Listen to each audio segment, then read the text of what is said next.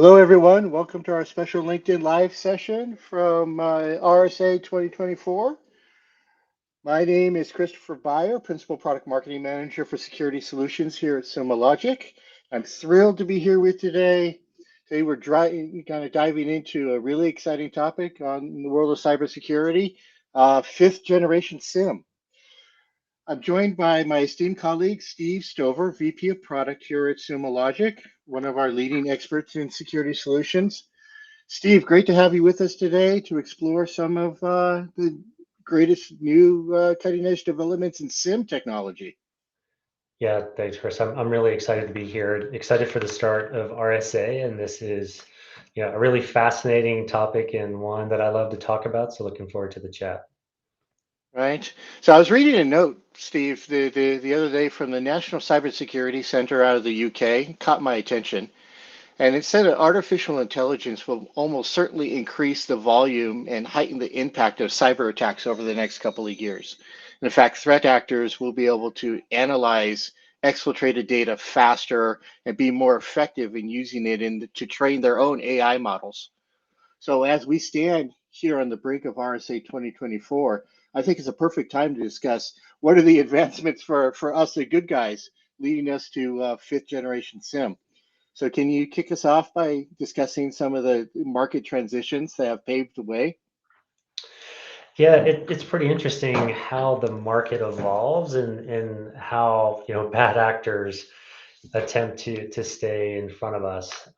So in terms of the transitions, the SIM market as we know it now, I think we all realize it's been around for quite some time, and it really started with just basic log collection and analytics, and it was all on premises. And then as attackers became more sophisticated and there were more threats, the need arose to correlate and alert on those security events that were buried really deep in the log data.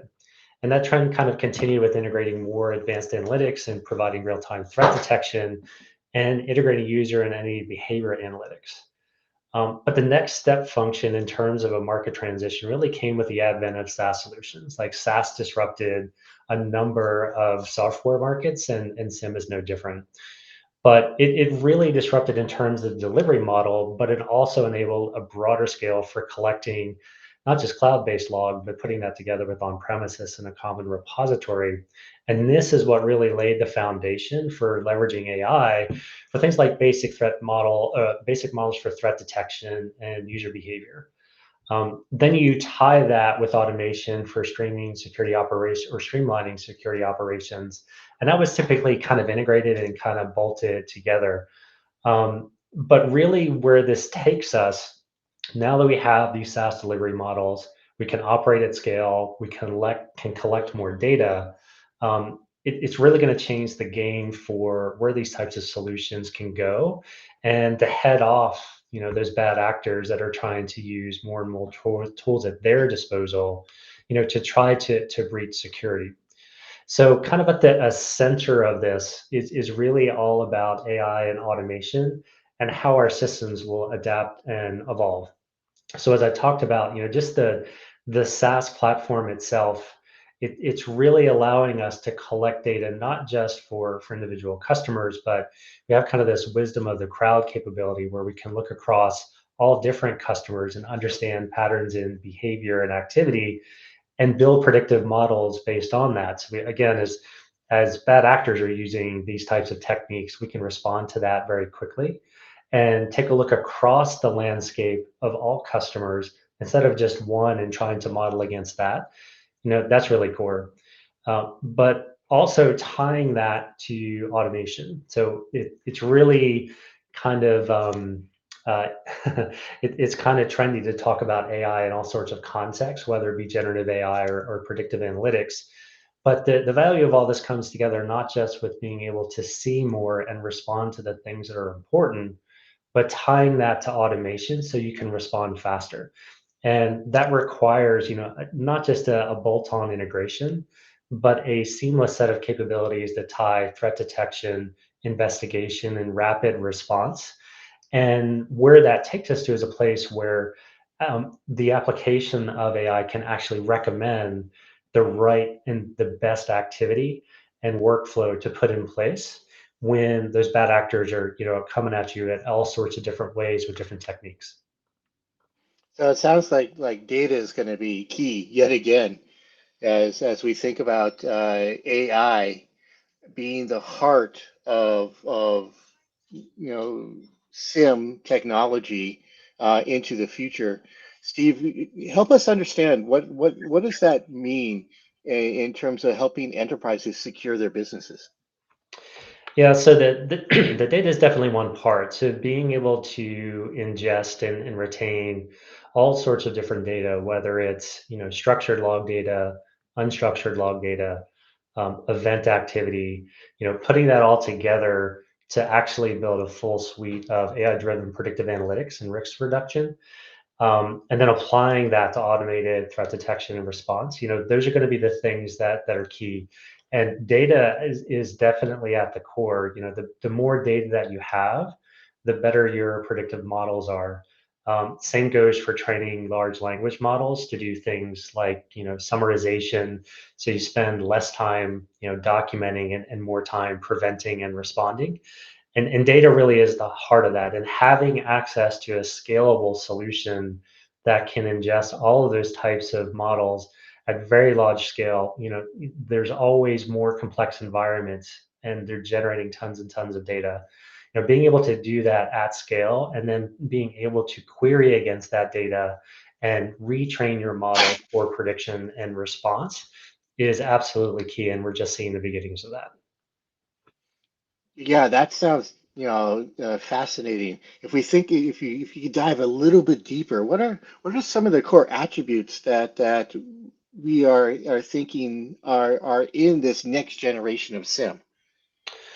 Yeah, I touched on it a little bit. So first is instead of having kind of these piecemeal models where us in the vendor community sometimes and with legacy systems, they picked one problem to solve. But again, as you mentioned, with bad actors leveraging a lot of tools around automation and AI, we need to be able to do that at scale, and those solutions need to be able to deploy and apply predictive models, at a very rapid pace. So being able to do that for predictive analytics and then automating the response is going to be really key. And I touched a little bit on it. There's a lot of interest in the market around Gen AI and large language models, but the value of those things really is to do a few things. It's really to, as I mentioned, have a security practitioner spend less time on documenting stuff, whether that's an insight or a security incident, but also to provide guidance in where to go.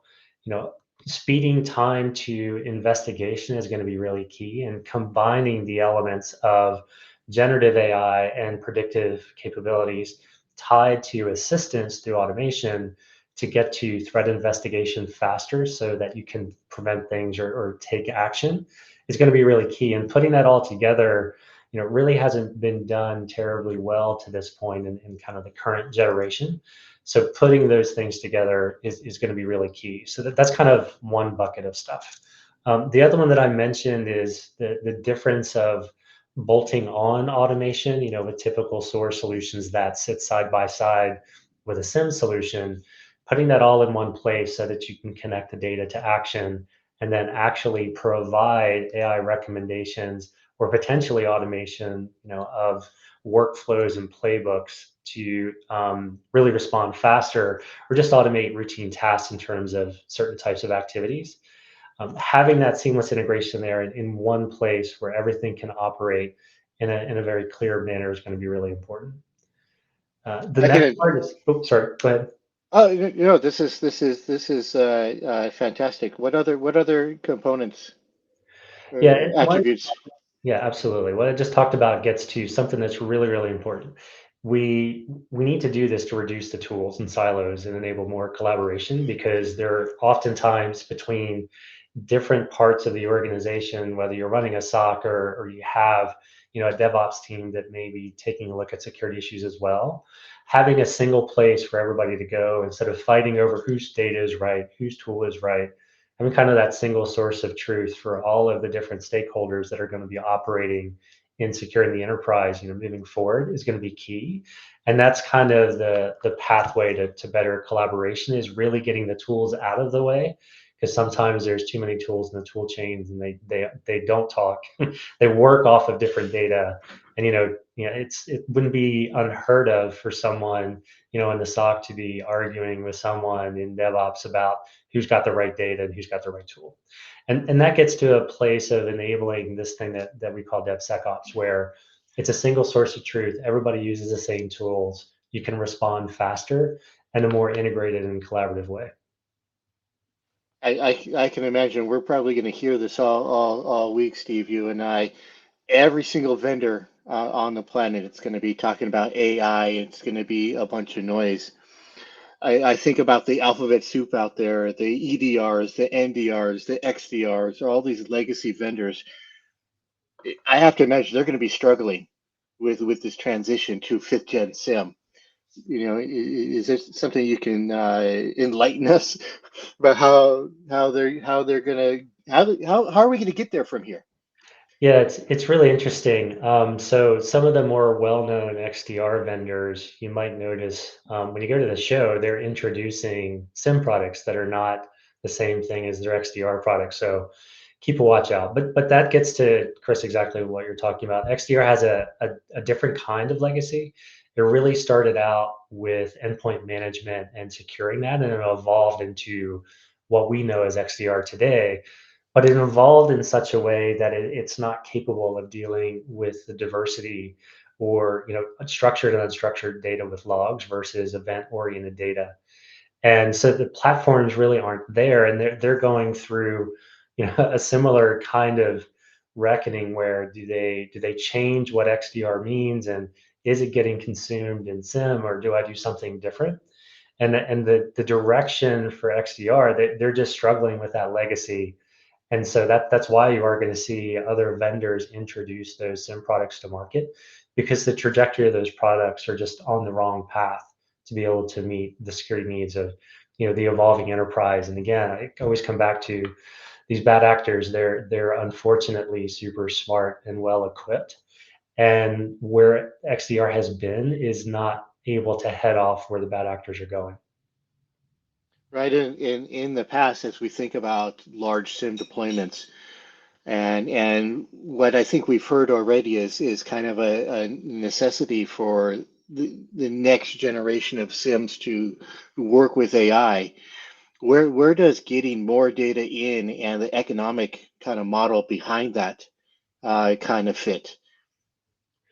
That's a really good question, because the model and the cost of ingesting all that data has an unintended consequence for legacy solutions, like where vendors charge for the ingestion of that data. It can create blind spots because we force security practitioners to pick and choose what data they bring in, and that kind of impedes the real-time response. You may be able to bring logs back in and rehydrate to look into the past to find the root cause, but that takes a great deal of time. And time is another enemy for practitioners in the SOC, and being able to bring the data in a way that you don't have to be thinking about cost is key. And we've approached it with a solution for our underlying logs platform, where we've introduced flex licensing, which allows our customers to connect the value where they see it, which is a licensing model based on scans and the analytics it produces versus the data that's being ingested. And that's the underpinning where our SIM sits on top. And so that actually is going to really change the economics of log data and how that powers SIMs in the future. So being able to see everything and respond quickly is the key. And now being able to do it in a cost-effective way is really going to change the game. All right. So without asking you, Steve, like who's going to win this market? But maybe the question is what technologies, what do you need to have in order to cut through the noise? Yeah, it's a great question. I'll answer it in a general way to help our the people listening in to kind of understand. We've laid out some of this in the beginning, but people really need to take a look at a platform that can scale for both structured and unstructured data. It has to be a scalable platform for event data. Those who win will do that in an economic model that customers can live with and can see the value in what they're doing in securing their enterprise. But also being able to bring in data, and power these AI models that we're talking about, not just from an individual customer's perspective, but the visibility across everything. Call it wisdom of the crowd or global insights.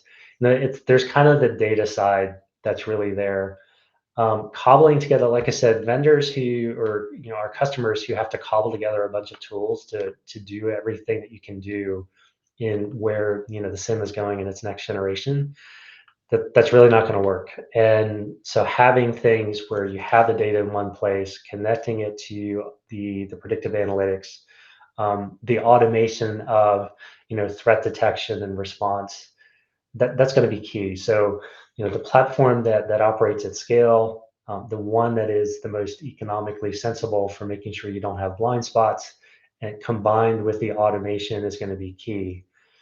From there, in a broader sense of a vision, that those platform elements are really important, but we need to talk about how do these systems learn themselves and become smarter, and how do they apply and adapt what they've learned, and how does that assist the SOC in doing their job better. Without all those things that I talked about, you really can't have a solution that's self-learning and adaptive without a user having to come in and change some configuration centers or settings, and that's really where these solutions need to go. I come back again to your point. Bad actors are acting faster. They're well equipped and focused, and more these platforms in the next generation of SIM, they've got to adapt to that on their own without human intervention, or at least in a way that they can adapt on their own and suggest to the users how they should apply their learning. Hey, thank you, Steve. Very insightful perspectives on this. I'd like to thank everyone who joined us today. Don't forget to visit us at our Sumo Logic booth, number 6271 here at RSA. Excited to share more about how we're leading the charge into the future of 5th Gen SIM. Appreciate it. Thank you very much. Thanks, everyone.